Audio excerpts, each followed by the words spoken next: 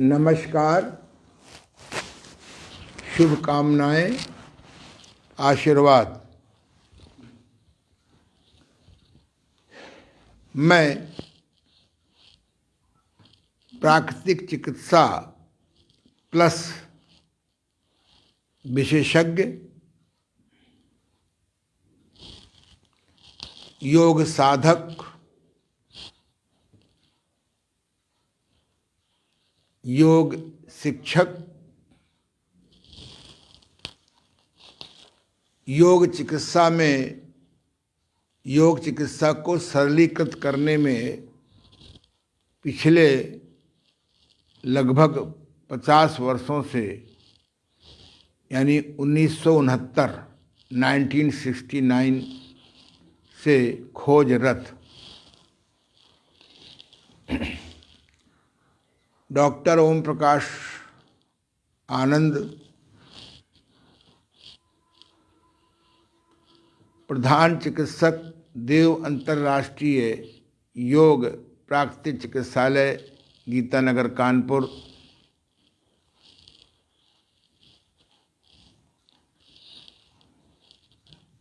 प्रधान योग शिक्षक, देव अंतर्राष्ट्रीय योग केंद्र, मोती झील, कानपुर। वर्तमान में सम्मानित अध्यक्ष इंटरनेशनल नेचुरोपैथी ऑर्गेनाइजेशन अर्थात INO नई दिल्ली, शुभचिंतक अखिल भारतीय प्राकृतिक चिकित्सा परिषद, राजघाट, नई दिल्ली, शुभचिंतक इंडियन नेचर क्योर प्रैक्टिशनर अर्थात INO नई दिल्ली, कानपुर।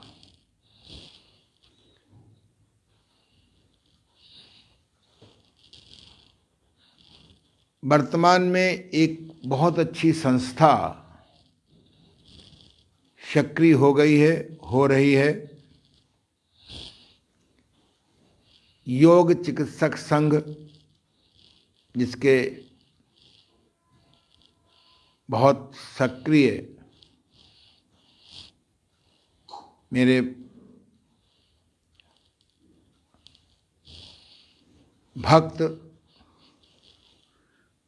डॉक्टर विपिन पथिक,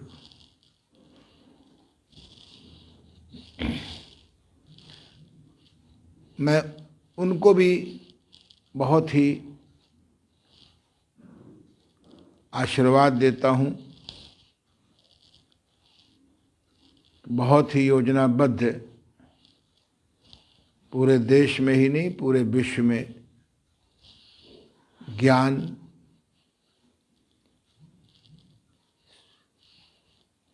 बिना औषधि के योग चिकित्सा द्वारा पूरे संसार में ज्ञान भेजने का प्रयास कर रहे हैं। आज 30 जनवरी है। 30 जनवरी को ही घोषित राष्ट्रपिता मोहनदास करमचंद गांधी जी का निर्माण दिवस है।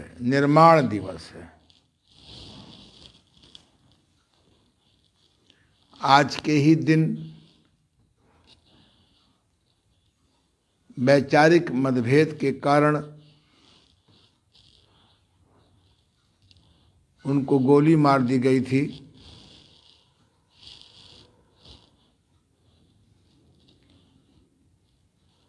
गांधी जी के बारे में उनका जो सकारात्मक पक्ष है उसकी जानकारी बहुत कम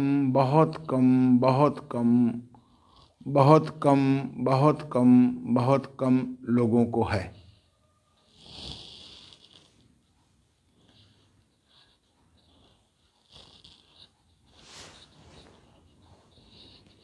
गांधी जी देश की आज़ादी में उनका भी बहुत अच्छा अभिनय रहा है। किसी का वैचारिक मतभेद हो सकता है, वो अलग विषय है, पर गांधी जी ने आज़ादी दिलाने वाले भावनाओं वाले व्यक्तियों को एक माला में पिरोने का बहुत बड़ा काम किया। अब माला की कोई गुड़िया कोई अहिंसक पथ पे चले, कोई हिंसक पथ पे चले, कोई सेमी हिंसक पथ पे चले, वो अलग विषय है। गांधी जी के बारे में बहुत कम लोगों को जानकारी है कि गांधी जी ने देश की आज़ादी मिलने के बाद अपने हरिजन पत्र में उन्होंने लिखा था कि अब मेरी इच्छा 125 वर्ष जीने की है और शेष जीवन में प्राकृतिक चिकित्सा के प्रचार प्रसार में लगाना चाहता हूँ, अन्यथा ये अंग्रेजी दवाइयाँ, इन अंग्रेजी दवाइयों के दुष्परिणाम, साइड इफ़ेक्ट इतने अधिक हो जाएंगे कि हमारे देश में नाना प्रकार की असाध्य बीमारियां फैल जाएंगी और बच्चे भी जो पैदा होंगे वो भी कोई ना कोई असाध्य रोग लेकर पैदा होंगे। ऐसा गांधी जी ने क्यों कहा? बहुत कम लोगों को मालूम है कि गांधी जी एक पोरबंदर के राजा परिवार के विशिष्ट सम्मानित मंत्री के पुत्र थे। वो भी किसी धनवानता से कम नहीं थे, सुख सुविधाओं से कम नहीं थे।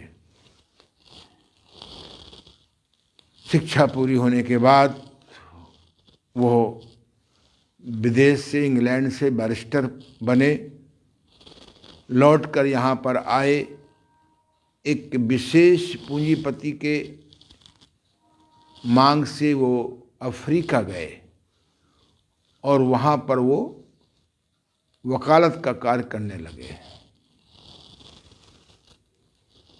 इसे सामान्य व्यक्ति जीवित है, वो भी जी रहे थे, लेकिन वह कब्ज से, कॉन्स्टिपेशन से, हिंदी में कोष्ठबद्धता कहते हैं। बहुत कम लोगों को मालूम है कि कब्ज उर्दू शब्द है, कॉन्स्टिपेशन अंग्रेजी शब्द है। कोष्ठबद्धता या पेट साफ न होने की बीमारी से परेशान थे। उनका पेट साफ नहीं होता था, घंटों वो कांखते रहते थे, परेशान रहते थे, नाना प्रकार की दवाइयाँ करने के बाद एक जुलाब के आदी हो गए थे, मैग्नीशियम सल्फेट के, और उसके बाद वो उसके आदी हो गए और उससे भी पेट साफ होना बंद हो गया। उनका स्वास्थ्य गिरने लगा। तब उनके एक मित्र अंग्रेज ने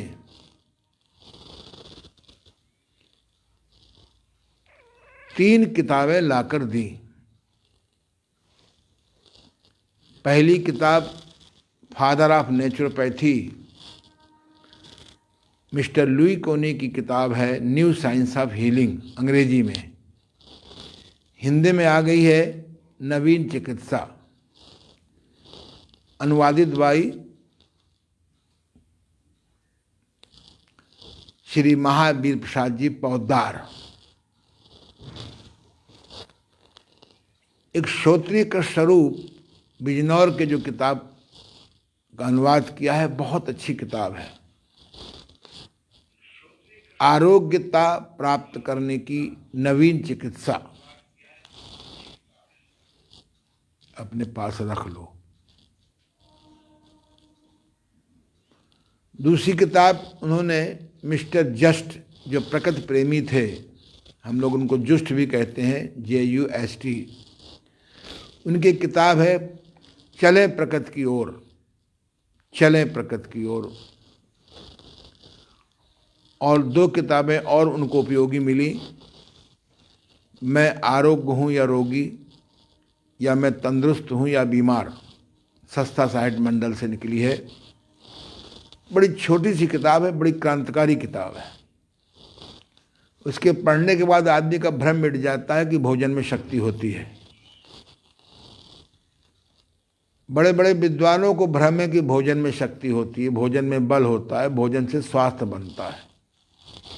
अगर भोजन पचेगा नहीं, पचा हुआ भोजन पोषित नहीं होगा, पोषित भोजन समय पर उसका जो बाई प्रोडक्ट्स है, मलमूत्र, उस समय पर नहीं निकलेगा तो आदमी को उस भोजन से पोषण नहीं मिलेगा। इसीलिए प्राकृतिक चिकित्सा में लाइव सूप, मुर्दा सूप नहीं, डेड सूप नहीं, लाइव सूप, जूस, फल, भीगे हुए मेवा विद वाटर, स्प्राउट, सलाद, इनको अहमियत देते हैं क्योंकि ये थोड़े प्रयास से पच जाते हैं, पोषित हो जाते हैं और समय पर निष्कासित हो जाते हैं। उस किताब में लिखा था कि जो तथाकथित लोग नाश्ता करते हैं सुबह और तीसरे पहर, ये ही आदमी के स्वास्थ्य को नाश कर रहा है, नष्ट कर रहा है। जो प्रचार किया जा रहा है कि रात भर आप फास्टिंग करते हैं, उपवास करते हैं, तो आपको एनर्जिकल फूड चाहिए, ये गलत है, 200% गलत है। कल मैं अपने मित्र अंतर्राष्ट्रीय वास्तुशास्त्री प्रसिद्ध हमारे देव अंतर्राष्ट्रीय योग केंद्र के कानपुर के अध्यक्ष से मिलने गया था, काफ़ी दिन न मिले हो गए। उनसे बातचीत से मालूम हुआ कि उन्होंने भी कुछ परिवर्तन किया है, तब से बहुत लाभ हुआ है। वो भी तमाम पेट संबंधी आदि रोगों से ग्रसित रहते थे। उन्होंने कहा कि हमारे एक बहुत अच्छे अनुभवी चिकित्सक ने हमें बताया, ये भी कहा, यद्यप ये बात बहुत बार आप सुनते हैं, किताब में भी पढ़ते हैं, लेकिन वो समय नहीं आया था समझने का। कि जब से हमने प्रातःकाल सूप कर दिया है, इंडाइट गरम करके जूस कर दिया है, कुछ जड़ी बूटी जो आप बताते हैं, चिराता, कुटकी, छोटी हर आदि, इनका हमने काढ़ा आदि पिया। और उनका कहना है, मेरा भी कहना है कि 12 बजे तक कोई आप ऐसी वस्तु न लें जिससे भोजन को पचाना पड़े। मेरे स्टाफ में भी एक बिटिया रानी है, वो कम से कम 20 साल से मेरे साथ लगभग होगी, हो सकता 15 साल से हो। वो सुबह से 2 बजे तक कुछ नहीं खाती पानी के अलावा, ना कभी भगवान कृपा से बीमार पड़ी, ना कभी छुट्टी लेती है, ना उसको मैंने कभी जुखाम देखा, ना बुखार देखा, ना दस्त देखे, स्वस्थ रहती है। दोपहर में 2 रोटी और सब्जी आदि लेती है और शाम को भी 2 रोटी लेती है और स्वस्थ है। कोई नाश्ता नहीं, कुछ नहीं। उसको अगर दुर्भाग्य से वो पढ़ी लिखी होती, MSc PhD होती, तो निश्चित वो भ्रमित हो जाती। पढ़ा लिखा होना भी अभिशाप हो गया है। भ्रमित सूचनाएं हम लोग इकट्ठा कर लेते हैं। तो गांधी जी ने नाश्ता बंद कर दिया।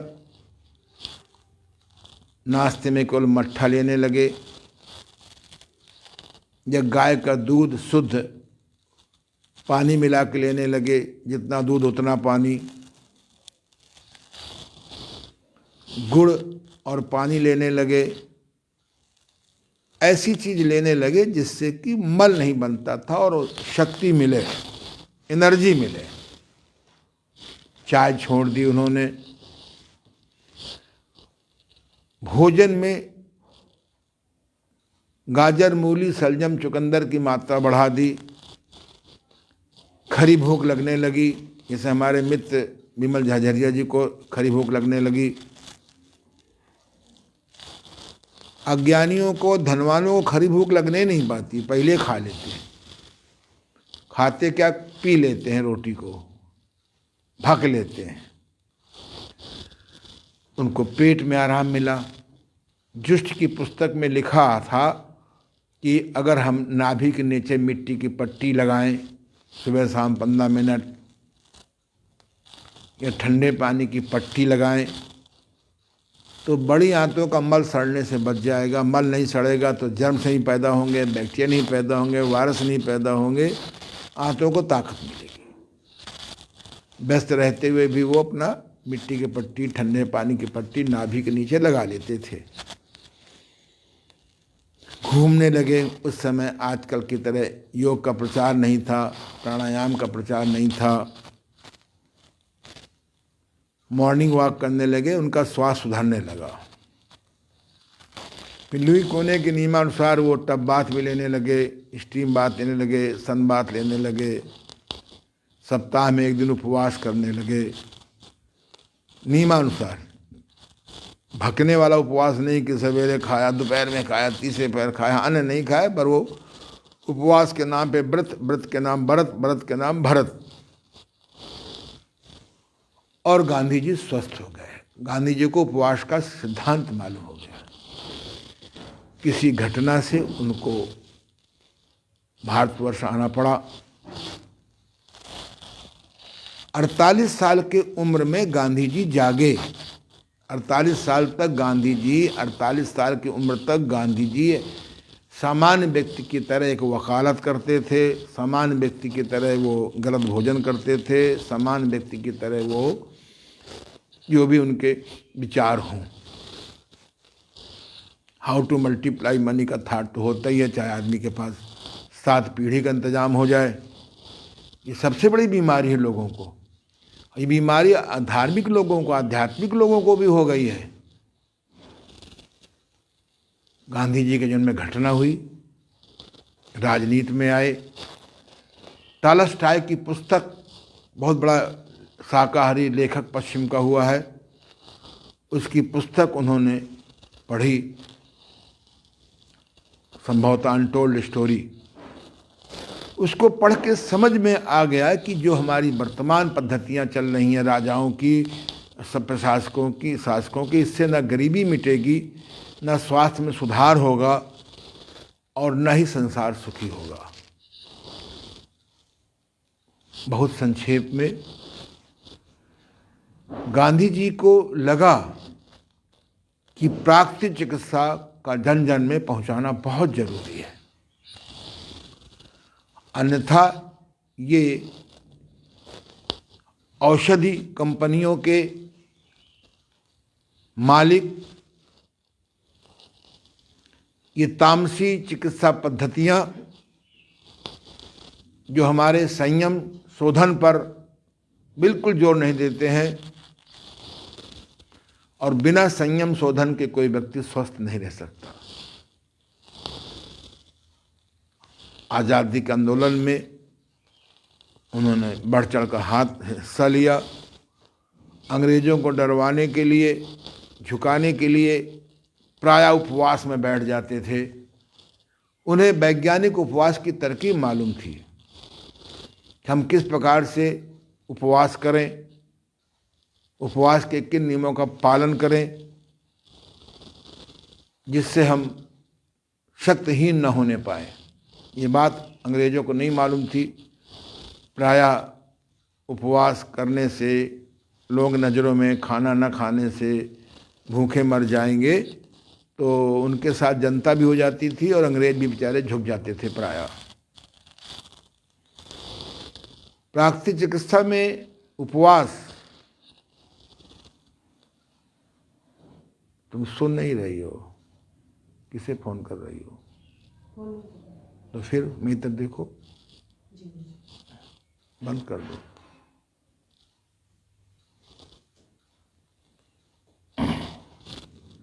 कितनी अच्छी बात बता रहा हूं, ये तू भी खो जाएगी आम आदमियों की तरह। गांधी जी की समझ में आ गया कि स्वस्थ रहना है। किसी गलती से अगर हम बीमार हो जाते हैं, किसी अज्ञानता से बीमार हो जाते हैं, तो हम युक्त उपवास करके, एनीमा द्वारा पेट साफ करके, पेड़ पर मिट्टी रख करके, तैल मालिश करके, मिट्टी स्नान करके हम 1 घंटे से 1 दिन में स्वस्थ हो सकते हैं। गांधी जी ने एक पुस्तक लिखी, कुदरती उपचार, आरोग्य की कुंजी और संयम बनाम भोग, 3 पुस्तकें उन्होंने स्वस्थ रहने के लिए लिखा। संयम बनाम भोग बहुत अद्भुत किताब है। ये पुस्तक मुझे अपने ससुर साहब से विशेष रिक्वेस्ट पर मैंने लिया, उसकी मैंने फ़ोटो कॉपी कराई है। आज के नवयुवक उस किताब को पढ़ें तो भ्रमित होने से बच सकते हैं। आरोग्य की कुंजी बड़ी छोटी सी किताब है, पर मिट्टी के द्वारा, पानी के द्वारा, धूप के द्वारा, हवा के द्वारा, उपवास के द्वारा कैसे रोग ठीक करें।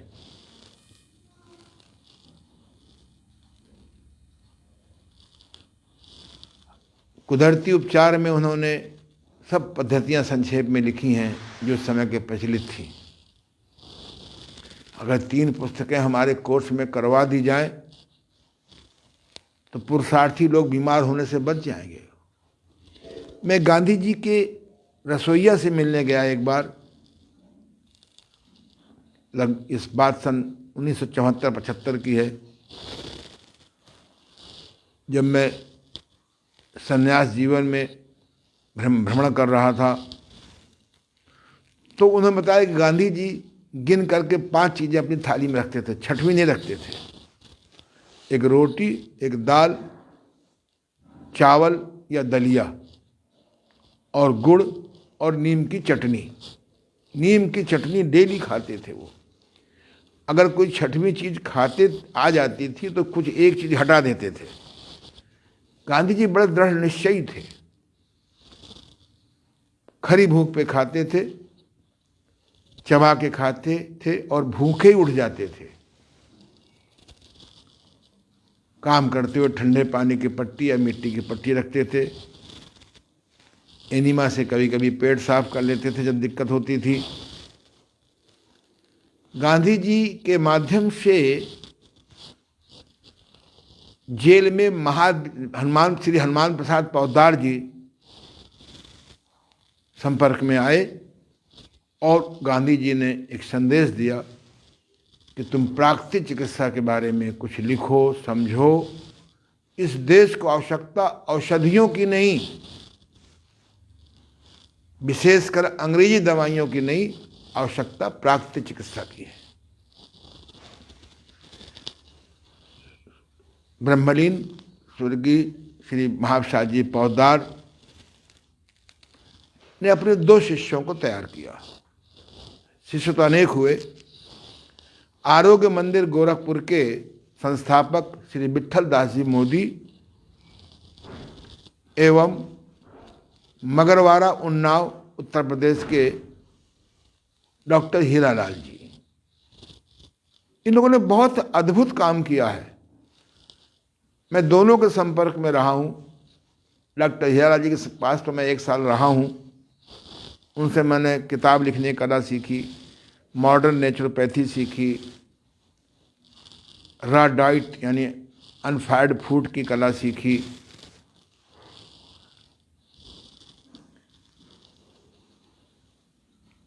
ब्रह्मलीन विट्ठल दास मोदी जी ने बहुत बड़ा योगदान किया प्राकृतिक चिकित्सा के प्रचार में, और डॉक्टर हीरालाल जी की लिखी हुई किताबें अकाट्य हैं। आज के प्राकृतिक चिकित्सक उनके बारे में नहीं जानते या उनकी चर्चा नहीं करते। ये CCRYN उन्हीं की स्थापना का, उन्हीं का श्रेय है। गवर्नमेंट से उन्होंने लड़ करके समझा करके केंद्रीय रिसर्च जो CCRYN दिल्ली में है, जनकपुरी में, NIN पुणे की स्थापना में उनका बहुत बड़ा रोल रहा। गांधी जी के बारे में बहुत कम लोगों को मालूम है कि इस देश की 600 रियासतों को एक करने वाला अगर कोई हस्ताक्षर है, कोई व्यक्ति है, तो वह है सरदार पटेल। सरदार पटेल की बुद्धिमत्ता से ये देश 600 रियासतें एक करी उन्होंने विद इन सम आवर के अंदर। उस दिन उस मीटिंग में निज़ामुद्दीन, हैदराबाद के निज़ामुद्दीन नहीं आ पाए थे किसी कारण से। कश्मीर के राजा करण सिंह जी के पिताजी हरि सिंह जी नहीं आ पाए।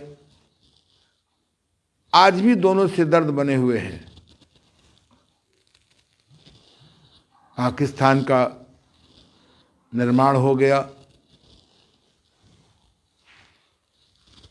खैर, हैदराबाद में तो उन्होंने घेर घार करके उनको, राजा को समझा बुझा करके, धमका करके एक कर दिया। लंबी कहानी। पर सरदार पटेल के बारे में लोगों को जानकारी नहीं है कि इनको टीबी हो गई थी, फेफड़ों का क्षय रोग हो गया था। उस समय आजकल की तरह क्षय रोग का इलाज भी नहीं था, आजकल की तरह एंटी इन्फेक्शन ट्रीटमेंट नहीं थे। आज भी जो लोग प्राकृतिक चिकित्सा का सहारा नहीं लेते हैं, प्राकृतिक भोजन का सहारा नहीं लेते हैं, प्राकृतिक वातावरण का सहारा नहीं लेते हैं, दवा खाते खाते भले ठीक हो जाते हो, पर 10 साइड इफेक्ट हो जाते हैं। इस पर मैंने प्रयोग किया एक विद्यार्थी पर।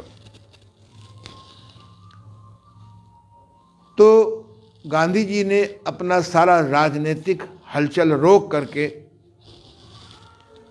पूना के एक प्राकृतिक चिकित्सक डॉक्टर मेहता थे, उनके पास 3 महीने रख करके सरदार पटेल को, श्रद्धेय सरदार पटेल को रख करके स्वयं साथ रहे, उनको ठीक किया। गांधी जी बहुत दूरदर्शी थे। हम उनके सकारात्मक पक्ष की बात करेंगे। बड़े आदमी से कभी कभी बड़ी भूल हो जाती है, मध्यम आदमी से मध्यम भूल होती है, छोटे आदमी से छोटी भूल होती है। उस विषय को हम लोग नहीं छेड़ेंगे।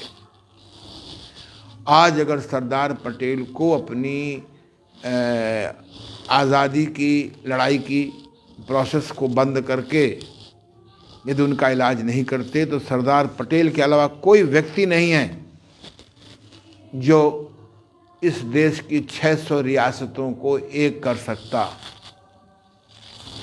मैं कह सकता हूं कि गांधी भारतवर्ष को एक मुट्ठी में करने वाले का श्रेय सरदार पटेल को है, और सरदार पटेल ही 600 रियासतों को एक किया।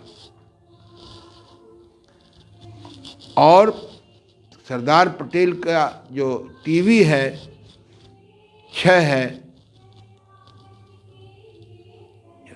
आवाज तो नहीं आ रही है, ठीक। सरदार पटेल प्राकृतिक चिकित्सा से ठीक हुए थे, ना आयुर्वेद दवाओं से ठीक हुए थे, ना आजकल के तथाकथित योग से ठीक हुए थे। भोजन सुधार, नीम की पत्ती का प्रयोग आदि। बहुत कम लोगों को मालूम है कि गांधी जी के दो परम शिष्य थे, श्री घनश्याम दास बिरला, जिनको देश के वर्तमान भारतवर्ष को इकोनॉमिक प्रोडक्शन आदि देने का श्रेय है, और दूसरा, आवाज नहीं आ रही ना,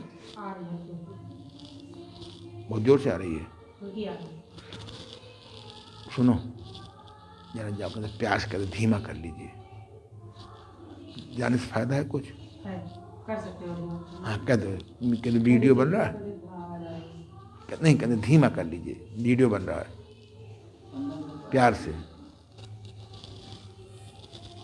तो दूसरे राधा कृष्ण बजाज वर्धा के, इन दोनों लोगों की को गांधी जी के परम शिष्य थे। उन्हें कहीं जुखाम होता था, पेट खराब होता था, दस्त होते थे, तो गांधी जी से पूछ करके ही वह प्राकृतिक चिकित्सा अपनाते थे। अगर आजकल होते तो उनका जुखाम दवाओं से दबाया जाता, फिर जब जुखाम सड़ता, कब सड़ता, तो कोई ना कोई कोरोना निकल आता। प्राकृतिक चिकित्सा कहती है कि ज्वर, जुखाम, दस्त, खाज खुजली और नवीन कब्ज, ये हमारे मित्र हैं। इनके आहार विहार विचार संबंधी भूल से जब हो जाते हैं, यदि हम अपना आहार विहार विचार ठीक कर लें और प्राकृतिक चिकित्सा कर लें, ये जड़ से ठीक हो जाते हैं। इन बीमारियों के दबाने का ही परिणाम है घातक रोग। मुझे वो दिन याद है जब मुझे पेट खराब रहता था, किसी डॉक्टर वैद्य ने नहीं बताया खरी भूख पे खाओ, भूख से कम खाओ, चबा के खाओ, मलमूत्र के बेग को न रखो, भोजन में सलाद की मात्रा बढ़ाओ, किसी ने नहीं कहा। अगर मैं प्राकृतिक चिकित्सा के संपर्क में न आता तो इस समय मेरी जो 70+ में सुख उठा रहा हूँ, या तो शरीर छूट गया होता या मैं बिस्तर में नाना प्रकार के रोगों से ग्रस्त होता। तो गांधी जी ने अप्रत्यक्ष रूप से बहुत उनका रोल है। उन्होंने अपनी वसीयत में लिख दिया था, यदि मैं कभी बेहोश हो जाऊं या किसी कारण से उनको आभास हो गया था कि उनका मर्डर होगा, अगर कभी कोई मेरे को ऐसी घटना हो जाए कि मैं बेहोश हो जाऊं, तो मुझे अंग्रेजी दवा मत देना, मैं मर जाना पसंद करूंगा, लेकिन अंग्रेजी दवा नहीं खाऊंगा। जब उनको गोली मारी गई और डॉक्टरों को बुलाया गया तुरंत, स्वाभाविक है, तो उनके जो पीए हैं श्री प्यारेलाल जी ने कहा कि नहीं, इनको दवा नहीं दी जाएगी, ये रोक गए हैं कि मुझे अंग्रेजी दवा नहीं दी जाएगी, मैं मर जाना पसंद करूंगा लेकिन अंग्रेजी दवा नहीं खाऊंगा। गांधी जी ने पूना के पास मेहता के मार्गदर्शन में उर्ली कांचन निसर्गोपचार उर्ली कांचन की स्थापना करी।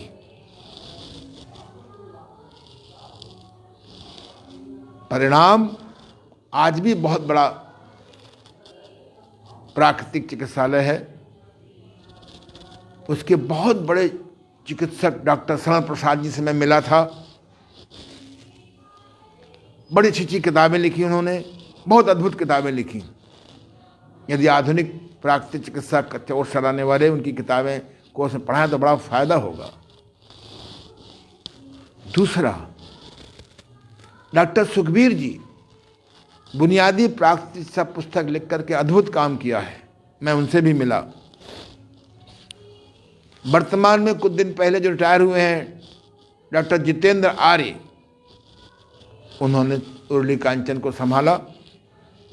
मैं बालकुआ भावे जी से मिला जो विनोबा जी के भाई थे।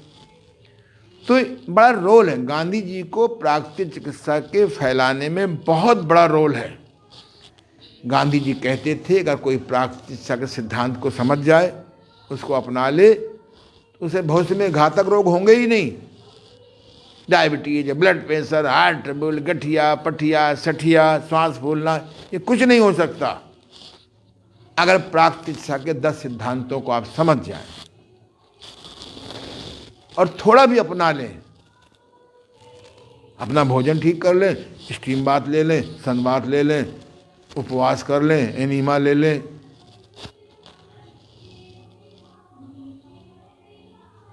मेरे गुरुदेव जो मेरी दाहिनी ओर बैठे हुए हैं, महात्मा गांधी जी के साथ आज़ादी की लड़ाई में 1919 में इनको कमिश्नर होने का डायरेक्ट ऑफर दिया था अंग्रेजों ने, और गांधी जी के स्वतंत्रता आंदोलन में ये कूद गए। इनके आंखों में चश्मा लगता था, बीमार रहते थे। वहीं जेल में एक पुस्तक पढ़ने को मिली, न्यू साइंस ऑफ हीलिंग, श्रोती कृष्ण बिजनौर वालों की। उसी किताब को पढ़कर इन्होंने अपना चश्मा छोड़ा। अपनी तेल मिल को बंद करके कानपुर आए, उनको बुलाया गया था, अग्रसेन व्यायामशाला में रखा गया, लेकिन उनको सहयोग नहीं मिला। यस, परिणामतः वो रिजर्व बैंक के सामने अपना अस्पताल बनाया। मैं उनके ठीक अस्पताल के बगल में क्राइसिस हॉस्टल में रहता था, बीमार रहता था। मेरी आंखों की रोशनी गिरती जा रही थी, पेट मेरा भयंकर खराब था। आधुनिक चिकित्सा के अनुसार मुझे साइनोसाइटिस से परेशान था, भयंकर माइग्रेन था, मेरे बाल झड़ गए थे, कमजोरी होती थी, नाखून नीले हो गए थे, नाना प्रकार के मानसिक भय पैदा हो गए थे। पढ़ने में बहुत होशियार था माँ सरस्वती की कृपा से, लेकिन बीमारी के कारण मैं सुसाइड थॉट आ गया। 17 सितंबर 1969 को मैं सुसाइड करने भी गया, पर गीता प्रेस गोरखपुर के एक सकारात्मक वाक्य ने मुझे लौटा दिया। और जब मैंने डॉक्टर महावीर प्रसाद जी गुप्त के चिकित्सालय के बाहर एक बोर्ड लगा था, निराश रोगियों का गारंटी से इलाज, पुणे प्राकृतिक चिकित्सक डॉक्टर महावीर प्रसाद जी गुप्त जो मेरे बाईं तरफ हैं, उनसे मैं मिलने गया। उसे मैं बोर्ड रोज देखता था पर दिखाई नहीं पड़ता था। उस दिन मैं सुसाइड करने से बच गया और मैंने उनसे मिला। उन्होंने बताया कि दुनिया में कोई बीमारी होती ही नहीं है, आहार विहार की गड़बड़ी से कूड़ा जमा हो जाता है आंतों में, छोटी आंत में, बड़ी आंत में, आमाशय में, त्वचा के नीचे, नासिका में कफ के रूप में, और जब सड़ता है तो हम लोग कहते हैं लीवर की बीमारी है, ये स्प्लीन की बीमारी है, ये पैंक्रियाज की बीमारी है, ये फेफड़े की बीमारी है, दिमाग की बीमारी है। अगर हम किसी प्रोसेस से इस गंदगी को सड़ने से रोक दें और गंदगी को निकाल दें और दोबारा न भेजें तो बीमारी चाहे जो हो ठीक हो जाती है। गांधी जी ने बात लिखा कि प्राकृतिक चिकित्सा की शोधन क्रियाओं से, प्राकृतिक भोजन से, प्राकृतिक वातावरण से, युक्त उपवास से 100 में 99 बीमारी ठीक हो सकती है। 100 में 99 बीमारी ठीक हो सकती हैं। जब मैं जो 3 साल से मैं इलाज करा रहा था, एक डॉक्टर ने कहा था कि तुम्हारे पर्दे में छेद हो गया है। 1 साल तक लगभग इलाज किया, छेद नहीं भरा। न सरदर्द ठीक हुआ, न जुकाम ठीक हुआ, न पेट, वो मानते ही नहीं है। उनके लिए आँख अलग है, कान अलग है, दांत अलग है। नेचुरोपैथी में सब एक है, कूड़ा और कूड़े का सड़ना। दूसरे डॉक्टर ने कहा कि तुम्हारा रेटिना डिटैच हो गया है। चलो भाई, उनका इलाज किया। और छोटे मोटे डॉक्टर नहीं थे, मेडिकल कॉलेज के टॉप के डॉक्टर थे, नाम बहुत था। प्राइवेट 16 रुपये फीस देता था, किस मजबूरी में देता था। अस्पताल में पहले भी नहीं कोई सुनता था, लाइन लगाए रखो। ये बात 69 की है, 1969-70 की है। फिर तीसरे डॉक्टर के पास गए, उसने कहा नहीं तुम्हारी नाड़ियाँ सूख रही हैं। पंडित जी ने कहा तुम्हारा अंधा होने का योग लिखा है। हे भगवान! लेकिन प्राकृतिक चिकित्सा के इलाज से, प्राकृतिक भोजन से, सुबह शाम नाना राव पार्क उस समय बहुत शुद्ध था, वहाँ घूमता था, गहरी सांस लेता था, दोपहर में वहीं पढ़ता था, सुबह में सलाद लेता था, गाजर, मूली, सलजम, चुकंदर, दोपहर में 1 या 2 कोई फल लेता था, तीसरे पैर जूस लेता था मौसमी का। उस समय 4 आने का गिलास मिलता था, पर 4 आने भी बहुत महंगा था उस समय। और रात में 2 रोटी और खूब हरी सब्जी अपने कमरे में उबाल लेता था, हल्का सा नमक डाल के ले लेता था। पेट भी ठीक हो गया, जुखाम भी ठीक हो गया, नाखून भी नीले खत्म हो गए। टब्बात लेता था, कूने सिस्टम से टब्बात। आजकल कूने सिस्टम का टब्बात कोई जानते ही नहीं है। लुई कोने सिस्टम से टब्बात लेता था आधा घंटा, शाम को आधा घंटा सिज बात लेता था, सप्ताह में 2 दिन स्टीम बात लेता था, 1 दिन सन बात लेता था।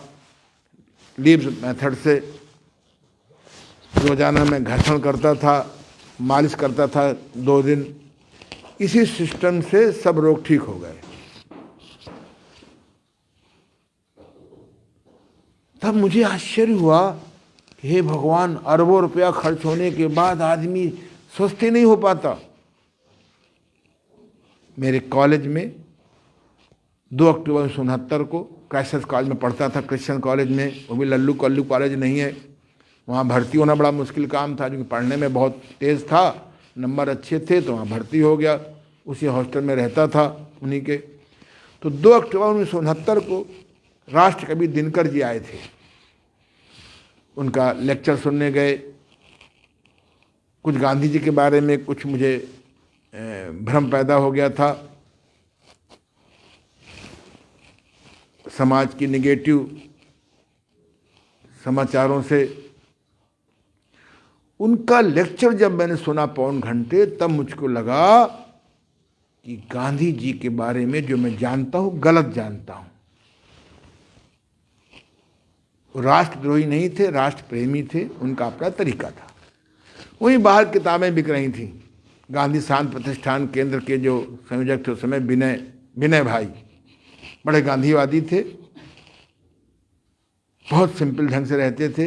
अब तो उनके बच्चों से मेरा बड़ा गहरा संबंध है, उनसे संबंध। वो किताबें लगाए थे। एक किताब 90 पैसे की थी, हिंद स्वराज, जो इस समय 40 रुपए की है, उतने पेज की। इतनी महंगाई बढ़ गई, यानी 90 पैसे माने 1 रुपये मान लो आप। 1 रुपये की किताब, आज वो किताब 40 रुपए की है, सुना 48 की हो गई है। यानी इस 50 साल में, लगभग 52 साल में 50 गुना महंगाई बढ़ गई। उस किताब के पढ़ने के बाद मुझे मालूम हुआ ये जो शौचालय हमारे पानी घोल के नदियां जी, उन्होंने गांधी जी सब लिखा है। ये फैक्ट्रियां वायु को प्रदूषित कर देंगी। ये जो संडास सिस्टम चला है, फ्लश दबाओ, पानी गिरा, ये जो है, इस सिस्टम से नदियां गंदी हो जाएंगी। ये जो अंग्रेजी खाद की चर्चा हो रही है, इससे पृथ्वी गंदी हो जाएगी। इस अंग्रेजी खाद से पृथ्वी गंदी हो जाएगी, नदियां हमारी गंदी हो जाएंगी। इन फैक्ट्रियों के जो उल्टा पाइप लगा देते हैं बोर करके, इससे हमारे नीचे का धरातल खराब हो जाएगा। अगर फैक्ट्रियों में उचित विदेशों की तरह पर्यावरण नहीं पैदा किया जाएगा तो ये हमारी स्वास्थ्य को खराब कर देंगे। हवा खराब, पानी खराब। उस समय केमिकल कपड़े नहीं थे, खादी कपड़े थे हमारे ज़माने पर। केमिकल कपड़े आना शुरू हो गए थे मेरे 69 में, तब टेरीलीन आई थी, फिर टेरीकॉट आया। ये हमारे भविष्य में जो खादी का प्रचार नहीं हो रहा है, जिससे हमारा विटामिन डी की कमी हो जाएगी। सनबाथ, लोग पहले लोग सफ़ेद कपड़े पहनते थे, मुझे याद है ज़्यादा, और धूप वूप मिलती थी तो विटामिन डी कमी नहीं होती थी। और उस समय चर्चा हुई थी रॉकेट की। ये रॉकेट की जो भेज रहे हैं चांद में, मंगल में, अब तो सूर्य भगवान के ऊपर भी कोई प्राण बन रहा है। ये हमारी मिट्टी गंदी, पानी, ओजोन क्षेत्र हो जाएंगे, मिट्टी गंदी, पानी गंदा, धूप गंदा, हवा गर्म, आकाश तत्व। ये जो भोजन में शक्ति का प्रचार हो रहा है, ये बड़ा खतरनाक है। बढ़ते हुए धन बढ़ेगा तो सुख बढ़ेगा, बहुत खतरनाक हो गया है। आज पैसे की कमी नहीं है, गरीबों का भी पैसा जमा है बैंक में, ना निकालो, ना निकालना पड़े, ना देना पड़े, ना घटे। हमारे ज़माने में 12% ब्याज मिलती थी, अब 5% पर आ गए, और आदमी निकालता नहीं है। हमारे देश को ये नहीं सिखाया गया। गांधी जी कहते थे कुटीर उद्योग सिखाओ, स्वरोजगार योजना सिखाओ, गांव में 16 चीज़ें पैदा करो, नहीं तो गांव के लोग शहर आएंगे और शहर कैंसर के फोड़े हो जाएंगे। आज कैंसर के फोड़े हो गए हैं। उस किताब को जब मैंने पढ़ा, हिंद स्वराज, मैंने तय किया, उसी दिन मैंने अपने टेक्निक कपड़े जला दिए, खादी पहनने लगा। प्राकृतिक संपर्क में आ गया था मैं, और मैंने निर्णय किया कि मैं प्राकृतिक चिकित्सा ही का मिशन करूंगा, प्राकृतिक चिकित्सा को कैरियर बनाऊंगा, प्राकृतिक चिकित्सा पे खोज करूंगा, यही कार्य करूंगा। आज तो आप बहुत मज़े में हो, योग शिक्षक प्राकृतिक को बहुत मुझे संघर्ष करना पड़ा। न पारिवारिक सहयोग मिला, न सामाजिक सहयोग मिला, न धार्मिक सहयोग मिला, कोई सहयोग नहीं मिला, बड़ा संघर्ष करना पड़ा। मैं धन्यवाद देता हूँ अपनी पत्नी को, जो गुरुदेव की कृपा से मिली, उन्होंने मेरा सहयोग किया। अशोक मसाले भगवती प्रसाद के संस्थापक, उन्होंने मेरा सहयोग किया।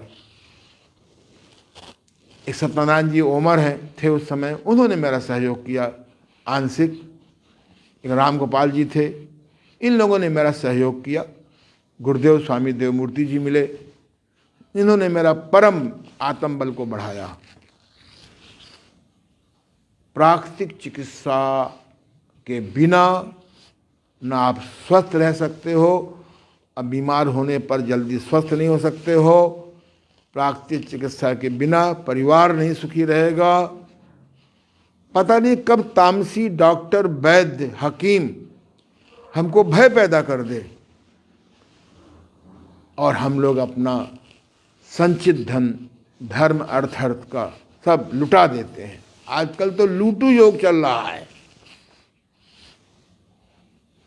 लेकिन अच्छे डॉक्टर भी हैं, अच्छे वैद्य भी हैं, अच्छे हकीम भी हैं। ऐसा मत सोचिए कि सब खराब है। तामसी लोग स्वभावतः खराब होंगे, राजसी लोग स्वभावतः व्यापारिक दृष्टिकोण होगा, और सात्विक लोग तो आज भी हैं, पहले भी थे। हमारे गुरुदेव स्वामी देवमूर्ति जी, हमारे आदि गुरु स्वास्थ्य के डॉक्टर महाप्रसाद जी गुप्त। आज हमारी सरकार ने भी प्राकृतिक चिकित्सा का आयुष डिपार्टमेंट खोल दिया है, लेकिन आज भी प्राकृतिक चिकित्सा को वहाँ बैठे आदमी नहीं समझते हैं। आयुर्वेदी प्राकृतिक चिकित्सा ना, आयुर्वेद अलग चीज़ है, प्राकृतिक चिकित्सा अलग चीज़ है। प्राकृतिक चिकित्सा में 7 क्रियाएं हैं। जैसे हमारे योग में शोधन में 7 क्रियाएं हैं: बस्ती, नेति, धौती, नौली, कपाल शोधन, त्राटक, शंख प्रक्षालन। अगर योग शिक्षक, योगाचार, डॉक्टर ऑफ योगा, ये अगर 7 क्रियाएं सीख लें, ओल्ड मेथड बहुत कठिन है, कर नहीं पाओगे। मैंने यूनिवर्सिटियों के कोर्स में देखा, 3 साल बस्ती नहीं कराते, नेति नहीं कराते, षटकर्म की बात ही नहीं करते, जबकि प्राकृतिक चिकित्सा में हठयोग में 7 क्रियाएं पहले हैं। गुरुदेव स्वामी देवमूर्ति जी ने इन 7 क्रियाओं का सरलीकरण किया। प्राचीनीकरण में करना बहुत कठिन था। इनको मैंने अध्ययन किया, समझा और पुस्तक के रूप में लिख दिया। एक मेरी पुस्तक है, anandyoga.com में जाइए, आवर बुक्स में क्लिक करिए। एक किताब मेरी है कायाकल्प विज्ञान, 80 पेज की। इसमें मैंने सारे कर्म दिए हैं, 7 कर्म सरली ढंग से दिया है गुरुदेव स्वामी देवमूर्ति, वो भी प्राकृतिक चिकित्सा में सहयोगी हैं। ऐसे 7 क्रियाएं प्राकृतिक चिकित्सा में हैं। होने को तो आप 70 बना दो। कटी स्नान, मेहंद स्नान, स्टीम बाथ, सन बाथ, मालिश, मड स्नान एंड युक्त उपवास। अभी महिलाओं की एक नई क्रिया निकाली है तो पुरानी, सरलीकरण किया है। योनि डूस इन 7+1, ये 15 क्रियाएं अगर जन जन में पहुंचा दी जाएं, मेरा दावा है कि देश का 80% जो खर्चा हो रहा है दवाइयों में, ये बच जाएगा। समय के पहले जो माताएं, बहनें, बेटियां विधवा हो रही हैं, ये विधवा होने से बच जाएंगी। समय के पहले जो पुरुष विधुर हो रहे हैं, अनाथ हो रहे हैं, ये बच जाएंगे। बड़े बड़े विद्वान जब जाल में फंस जाते हैं तामसी चिकित्सकों के, तो कैंसर से नीचे नहीं मरते। इस देश को बचाना है, कैंसर से बचाना है, डायबिटीज से बचाना है, ब्लड प्रेशर से बचाना है, हृदय रोग से बचाना है, गठिया से बचाना है आदि। तो हमको योग साधना,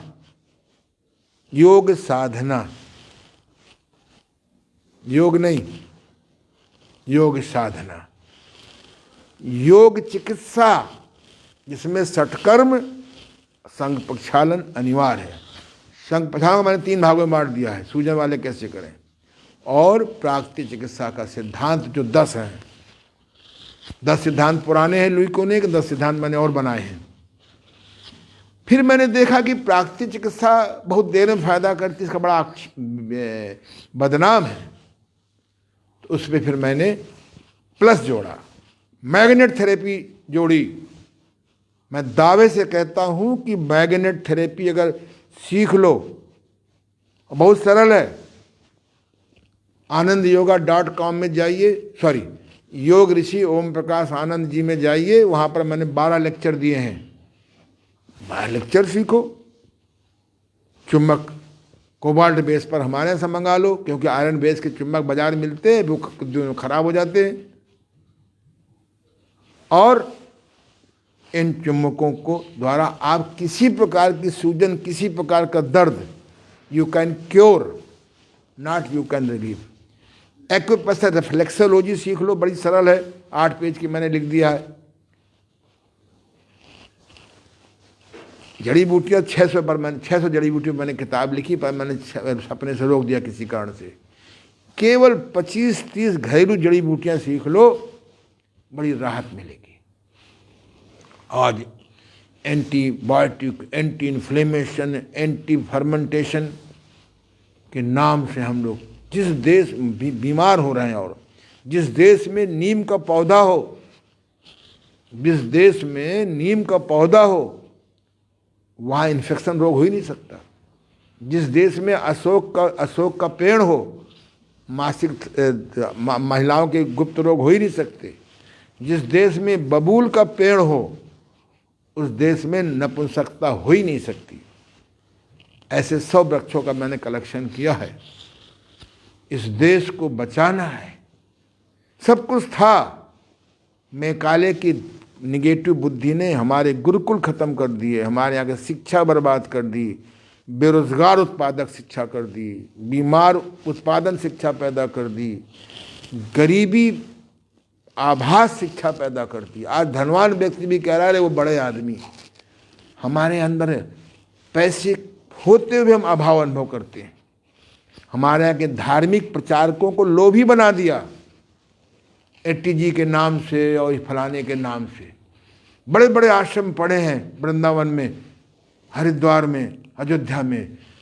उसके मरने के बाद मेन आदमी के बाद झाड़ू लगाने वाला कोई नहीं है। वहाँ पर बलात्कार की घटनाएं प्रायः होती हैं। उनका चेला आया, सात्विक का गुरु का चेला राजसी आ गया, राजसी का चेला तामसी आ गया। धर्म के नाम पर आज धर्मांधता फैलाई जा रही है। गांधी जी ने रोका। गांधी जी ने इसीलिए कहा कि महतत्व चिकित्सा का प्रचार होना चाहिए। गांधी जी ने मिट्टी, पानी, धूप, हवा, आकाश के अलावा मिट्टी चिकित्सा, धूप चिकित्सा, हवा चिकित्सा, आकाश चिकित्सा आदि के अलावा उन्होंने महतत्व चिकित्सा जोड़ी। उसका नाम आध्यात्मिक चिकित्सा नहीं दिया। महतत्व चिकित्सा में प्रार्थना के द्वारा चिकित्सा, सकारात्मक सोच के द्वारा चिकित्सा, दान के द्वारा चिकित्सा, क्षमा के द्वारा चिकित्सा, जप के द्वारा चिकित्सा, कीर्तन के द्वारा चिकित्सा। उन्होंने एकादश नियम लगाए। बहुत कम लोगों को मालूम है कि अगर हम ये अष्टांग योग के यम नियम निकाल दें और समाधि निकाल दें तो नंगा तार है योग का। अगर हम हठ योग में नाद अनुसंधान हटा दें और सत्कर्म की क्रियाएं, नेति, बस्ती, नौली, टाटक हटा दे तो नंगा तार है। योगासन, प्राणायाम, मुद्रा बंध से कल्याण होने वाला नहीं है। इसी प्रकार से प्राकृतिक चिकित्सा में जो गांधी जी ने महत्व चिकित्सा दिया, एकादश नियम अगर हटा दे तो प्राकृतिक चिकित्सा से निरोग होने के बाद राक्षस प्रवृत्ति के पैदा होंगे। हमको स्वस्थ भी करना है और सकारात्मक सोच भी देनी है। इस देश को बचाना है, इस मानवता को बचाना है, हमें अपना नगर बचाना है, हमें अपना परिवार बचाना है, उसकी आर्थिक समस्याओं को नहीं उलझने देना है, तो प्राकृतिक चिकित्सा प्लस जोड़ना होगा। प्राकृतिक चिकित्सा मूल है। जो लोग बैठे बैठे 1% प्राकृतिक चिकित्सा 1 साल से मार दबा रहे हैं, कुछ नहीं हो रहा।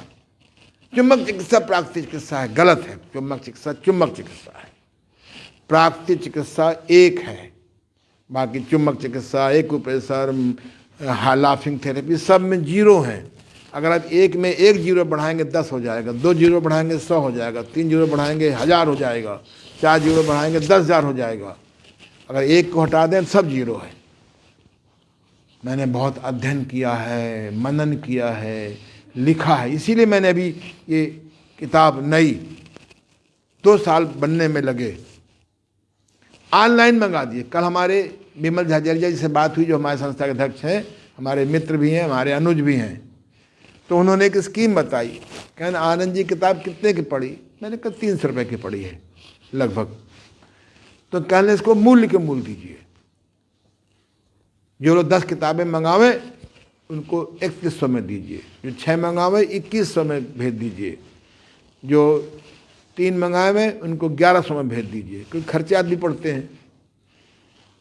तो उन्होंने एक योजना दी मेरे को। कल उन्होंने स्वयं मेरे को 12,000 रुपये दिए कि ये आप 40 पुस्तकें हमारी तरफ से शहर के लोगों को भेजिए। शहर के लोगों को तय किया गया कि हम शहर में 500 आदमियों को, शहर के लोगों को डाक से निःशुल्क भेजेंगे, क्योंकि 50 रुपये भेजने में लग जाएगा कोरियर में, और 100 किताबें हम पूरे देश में भेजेंगे। 600 किताबों का प्लान बन रहा है। आज हमारे सज्जन ने हमसे वादा किया है कि आज शाम को आकर के हमारे यहाँ सूप पीजिए। वो भी उम्मीद है कि 40-50-100 किताबों का मैनेजमेंट करेंगे। अभी हमारे शिष्य अंकुश कपूर ने बहुत बड़ा इसमें सबसे प्रथम उन्होंने योगदान किया, जिनके सहयोग से 100 पुस्तकें लोगों को दी गई। तो इसलिए हमारा अगला संकल्प है कि घर घर में प्राकृतिक चिकित्सा फैलाना है, घर घर में योग साधना फैलानी है, घर घर में प्राकृतिक भोजन का संदेश देना है, हमें महत्व चिकित्सा की चर्चा करनी है। तो ये किताब घर घर पहुंचानी है। आज हम लोग चिंतन कर रहे हैं। एक व्यक्ति हमारे हैं, हमने कहा तुम कुछ फाइनेंस कर दो, तुम्हारा वापस कर दिया जाएगा। 1000 किताब और छपवा रहे हैं, जिससे कि वो और अच्छी पड़ जाए। इस किताब को मंगाइए। कल हमारे एक मित्र आए थे, शिष्य भी हैं, तो 3 किताबें ले गए। हमने कहा 3 से काम नहीं बनेगा। बोले नहीं, मैं अगली बार आऊँगा आज, तो मैं भी घर घर पहुँचाने। ये आंदोलन है। इस पुस्तक को पढ़िए, गांधी जी के प्राकृतिक चिकित्सा के सपना पूरा करिए, नहीं तो कैंसर से नीचे नहीं मरोगे। मैं श्राप नहीं दे रहा हूँ। लीवर खराब, कैंसर खराब, पैंक्रियाज खराब, स्तन में गांठें पड़ गई हैं, ब्रेन में ट्यूमर पड़ गया, सब कुछ 50% पड़ता है, 50% पैथोलॉजिकल रिपोर्ट हो सकता है गलत हो, या मैं जानता हूँ कुछ गड़बड़ हो रहा है। इस देश में कुछ गड़बड़ हो रहा है, इसको बचाना है तो प्राकृतिक चिकित्सा का संदेश घर घर पहुंचाना है। भोजन में शक्ति नहीं है, इसका ज्ञान पहुंचाना है। अधिक पैसे में सुख नहीं है। बेटी बेटे जिनके लिए हम जान दे के कमा रहे हैं, इस शादी के बाद 100 में कोई एक सहयोग करेगा, बाकी 99 दुश्मन बन जाते हैं। पुस्तकों से सूचना मिलेगी। ज्ञान दान करना है। हमें मानव को बचाना है, मानवता बचाना है, गरीबी बचानी है। बीमारी में धार्मिक व्यक्ति धर्मांध हो जाता है, उसकी याददाश्त अच्छी नहीं है। इसलिए आज गांधी जी के निर्माण दिवस में मैंने प्राकृतिक चिकित्सा के बारे में स्वानुभव, गुरुओं का अनुभव, गांधी जी का अनुभव के बारे में बताया है। और अंत में मैं धन्यवाद करता हूं INO के वर्तमान हीरो को, मैं उनको हीरो कह सकता हूं, डॉक्टर आनंद बिरादर जी का, उनके प्रिय सहयोगी त्रिभुवन सिंह का, उनके प्रिय सहयोगी अशोक टूल जी का, ऑफिस के सभी लोगों का, विशेष रूप से जयप्रकाश अग्रवाल जी का, जिनके मन में हर क्षण रहता है कि नेचुरोपैथी कैसे जन जन में जाए। अभी INO की स्थापना की है इन्होंने भारत सरकार से मिलकर के। रोग मुक्त भारत अभियान शुरू किया है।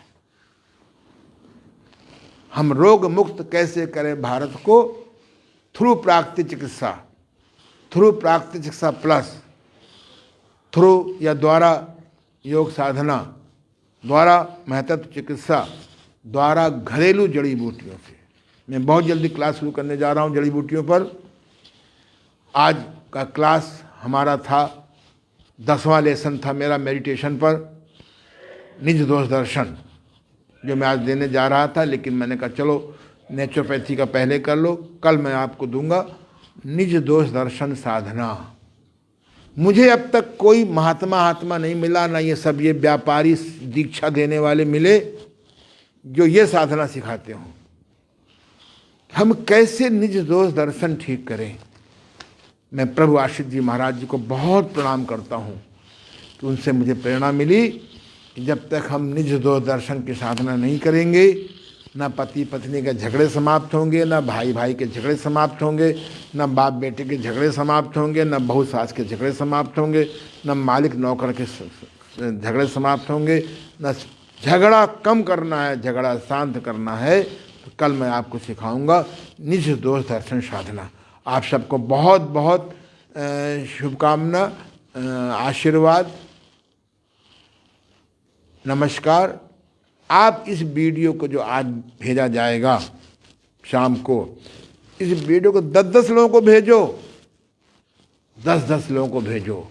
समय निकाल करके अपनी आर्थिक स्थिति, समय की स्थिति के अनुसार से प्राकृतिक चिकित्सालय में 10 दिन जाओ, वहाँ शोधन क्रियाएं सीखो, इस पुस्तक को पढ़ो।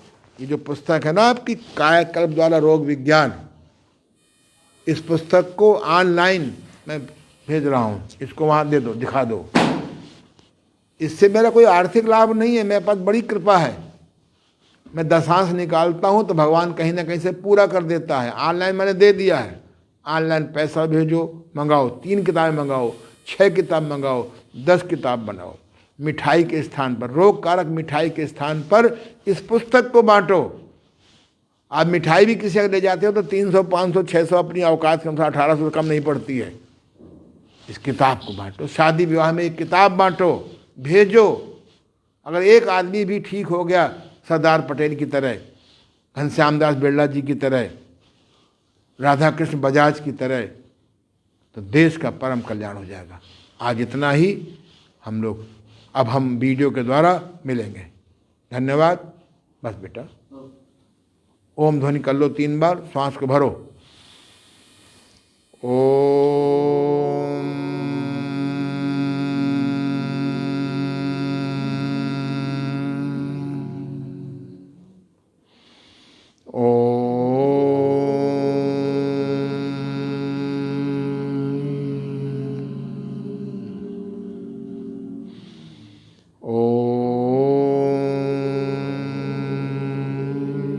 अगर आपको ओम में धार्मिकता लगे, सांप्रदायिकता लगे, तो केवल करिए माँ माँ